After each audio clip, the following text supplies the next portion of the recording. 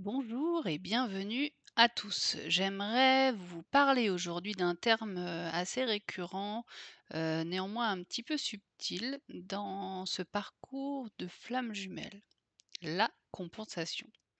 L'étape dite de compensation est une accumulation de prise de conscience sur soi qui se mettent en place petit à petit et au fur et à mesure de la sortie progressive de la nuit noire de l'âme. Alors j'appuie un petit peu grossièrement sur petit à petit au fur et à mesure parce que ça ne se fait pas à la vitesse de la lumière. Si vous êtes d'ailleurs en train de regarder cette vidéo dont le titre ne contient ni les mots runner, chaser, flamme jumelle, eh bien bravo, bravo, bravo, car on ne peut pas sortir de la nuit noire sans enclencher une nouvelle dynamique centrée sur soi. Et tant qu'on reste bloqué dans des vidéos hyper ciblées, runner, entre autres, on n'avance pas et on n'ouvre pas la porte, de cette fameuse compensation dont j'aimerais vous parler un peu plus en détail aujourd'hui. Accueillons nos 2 amis. Jusqu'au cataclysme de la nuit noire de l'âme, le premier travaillant, qu'on peut appeler le chaser, est proactif pour travailler sur tout ce qui n'est pas lui. Faire la psychanalyse précise du runner, on ne peut pas faire la psychanalyse de quelqu'un d'autre à sa place, lui expliquer le lien FJ dans l'attente qu'il plonge comme nous dans ce lien, jouer l'infirmier, l'infirmière et surtout se soumettre à tout et n'importe quoi. L'esquisse de la compensation, c'est la révélation de soi-même, de vouloir sauver quelqu'un d'autre qui n'a pas besoin de l'être. Je répète, l'esquisse de la compensation, c'est la révélation à soi-même de vouloir sauver quelqu'un d'autre qui n'a pas besoin de l'être. Ça veut clairement dire qu'on ne doit pas s'occuper de quelqu'un d'autre à son propre détriment.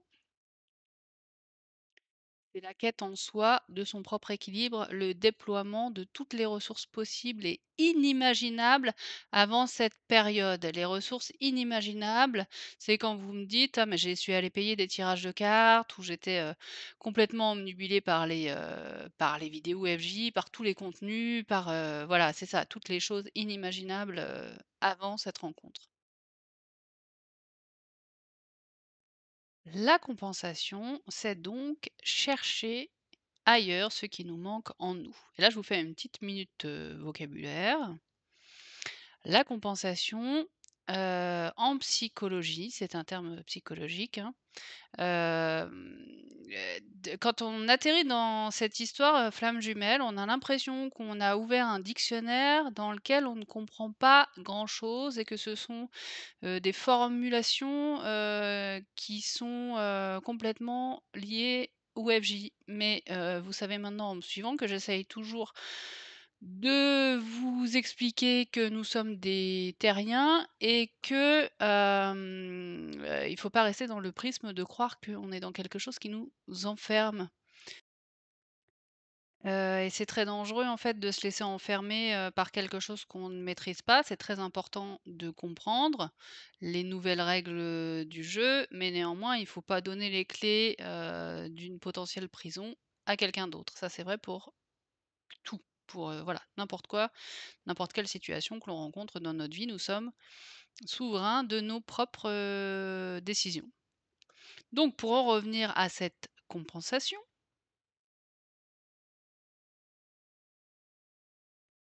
en psychologie, la compensation est un terme évoqué par Freud et Adler, donc là, partez pas en courant, ça va être très rapide. C'est une stratégie de la personnalité pour combler des manques.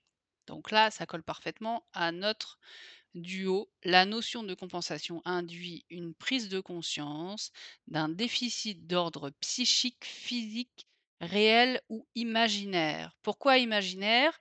C'est hyper important dans notre duo et dans les explications ici. Imaginaire, c'est de croire qu'on a besoin de quelqu'un d'autre dans sa vie pour être complet.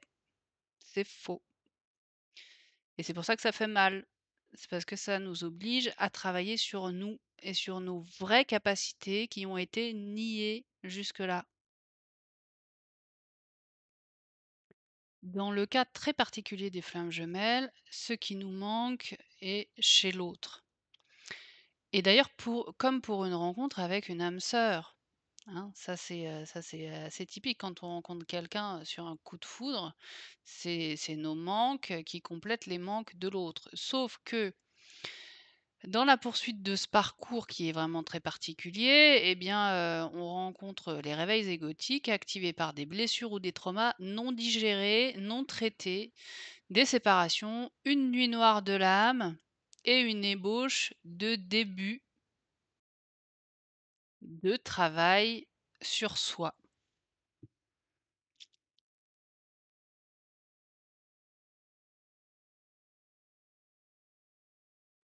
Le tout début de la compensation, c'est lorsque l'on s'éveille à accepter une nouvelle vision. Donc, quand on rencontre pour la première fois les terminologies flammes jumelles, forcément on est confronté à l'incarnation, on est confronté à éventuellement des nouvelles compétences extrasensorielles qu'on avait et qu'on a éteintes et qui se réveillent à ce moment-là. On est dans la découverte, de ce parcours avec tout ce qui va avec et c'est un gros package, très difficile à gérer, au départ, au milieu, j'ai envie de dire aussi. Donc si on fait une petite rétrospective, on peut avoir la rencontre au début, donc le début de ce fameux, parcours qui est plutôt, du côté du runner et puis on a la nuit noire de l'âme et la révélation qui interviennent, on est toujours un peu du côté du runner et en début de compensation, eh bien la frontière, on a un pied d'un côté et un pied de l'autre. On n'est pas encore centré sur nous et on est encore centré sur, le runner et on est dans une sorte de sas de sécurité réconfortant spirituel. Heureux d'avoir trouvé des réponses, dans ce lien, farfelu, bizarre, effrayant.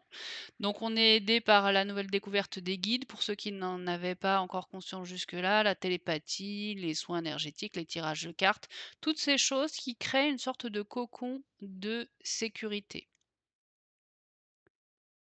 Le début de la compensation, c'est un peu comme être un petit bateau, sur une sorte de grosse flaque, en ville, dans un endroit où on est depuis toujours, mais on n'avait pas conscience qu'on n'avait plus envie d'y être et de voir une belle cascade et d'avoir envie, de passer par là pour aller ailleurs. Donc ça, c'est un sas de sécurité spirituelle. C'est comme un bassin de mise à niveau à l'image d'une écluse. Vous voyez, vous êtes d'un côté et vous avez besoin de compenser la hauteur de l'eau de façon à pouvoir passer de l'autre côté et pouvoir vous permettre d'aller plus loin.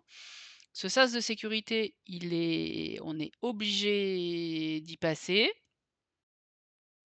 Il est réconfortant parce qu'il nous apparaît nous trouver des réponses et puis quand on fait des tirages de cartes ou des soins énergétiques, on a l'impression, enfin on va mieux, on se soigne comme ça. Sauf que ce parcours nous invite à aller beaucoup plus loin, que juste, faire des soins ou, de rester sur quelque chose de superficiel. Donc il y a des gens qui restent coincés dans ce sas, voilà, qui restent, un petit peu coincés dans ce sas. À ce moment-là, je peux pas vraiment, heu, vous aider parce qu'il n'y a pas de conscientisation sur le travail, à faire en soi. Et puis, voilà, mais c'est confortable parce que, enfin, c'est confortable tout en ne l'étant pas, parce que vous avez énormément d'interrogations et vous restez, dans des interrogations, en fait, sans déclencher la quête d'autre chose. Et pour revenir à l'image de l'écluse, vous avez tous déjà vu le principe de l'écluse et si vous restez bloqué dans l'écluse, eh bien, le bateau qui est derrière, ne peut pas, lui, passer en avant. Donc si on considère que vous êtes le premier à prendre l'écluse, tant que vous êtes bloqué dans l'écluse, et vous libérez pas la place pour le second, hein. C'est ce qu'on appelle, l'effet des vases communicants qui est une autre thématique que j'aborderai, voilà, dans une de mes prochaines vidéos, qui est une thématique, énergétique, mais sur le travail réel qui est à faire dans, cette vie. Et si je pouvais qualifier en fait, ma façon de vous accompagner, je suis pas du tout un coach love. D'ailleurs c'est des solutions, qui sont à l'encontre de ce parcours de flamme jumelle parce qu'on n'est pas dans une, dynamique, uniquement amoureuse. Je pense que vous l'aurez compris parce que sinon il suffit de mettre en place, des petites manipulations, qui marchent, très bien, mais qui ne marchent pas pour nous, puisque la recherche de ce parcours est de l'authenticité. Donc vous ne ferez pas revenir votre autre avec des techniques, de séduction ou ce genre de choses, mais je pense que j'ai même pas besoin de l'aborder, vous l'avez probablement, compris. Donc ma façon de vous aider, c'est que j'accompagne les individus. C'est-à-dire que, même si vous me contactez, par le biais de ma chaîne, ma vocation première est de vous aider, vous. Et quand je vous aide, vous, à vous libérer, vous êtes libéré pour tout le reste. Vous êtes libéré pour toute votre vie, vous êtes libéré pour toutes les entraves, heu, depuis toujours, puisque vous avez votre propre sécurité. Et vous êtes libre ensuite d'accepter ou pas le retour ou pas de cette personne. Mes accompagnements sont une thérapie, j'ose dire le mot, ça vous effraie tous, mais enfin vous comprenez tous que vous êtes quand même dans des douleurs extrêmes, et qu'il faut, s'en sortir avec, des vraies introspections. Même les gens que je vois, plusieurs fois qui ne souhaitent pas faire de thérapie, mes accompagnements sont toujours quand même assez ciblés sur une dépendance affective ou sur, une introspection. On n'est pas obligé de partir sur des séances, qui sont longues. Mais en tout cas, sentez-vous accueillis, dans la bienveillance. De toute façon, si vous me suivez, si vous regardez, mes vidéos, je pense que ça se ressent, et c'est chouette parce que c'est le retour que vous me faites, quand vous arrivez, depuis ma chaîne.